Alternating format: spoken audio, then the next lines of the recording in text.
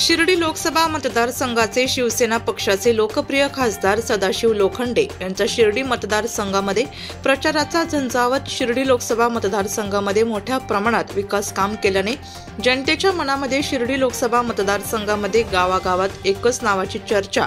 खासदार सदाशिव लोखंडे पुन्हा शिर्डी लोकसभा मतदारसंघातील कोपरगाव तालुक्यामध्ये मोठ्या प्रमाणात विकास कामांचा डोंगर उभा केला आहे. तसेच कोपरगाव तालुक्यातील कोकमठाण गावामध्ये 44 लाख रुपये निधी दिल्याबद्दल कोकमठाण गावातील नागरिकांनी खासदार सदाशिव लोखंडे यांचे मनापासून अभिनंदन केले व यंदा खासदार सदाशिव लोखंडे यांना उभे राहण्याचा पक्का निर्धार कोकमठाण ग्रामस्थांनी केला आहे. यावेळी शिवसेना उपजिल्हा प्रमुख देवा लोखंडे यांनी खासदार सदाशिव लोखंडे यांचे कोकमठाण गावाला भरपूर निधी दिल्याबद्दल कोकमठाण ग्रामस्थांच्या वतीने आभार मानले.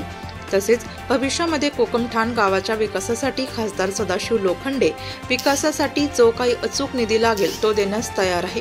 कोकमठाण गावामध्ये सभामंडप, सुशोभीकरण, घाट, स्मशानभूमी, स्ट्रीट लाईट इत्यादी करिता निधी दिला आहे. येथून पुढेही ते देणार आहेत. नाशिक लोकशाही न्यूज ब्युरो रिपोर्ट, नाशिक.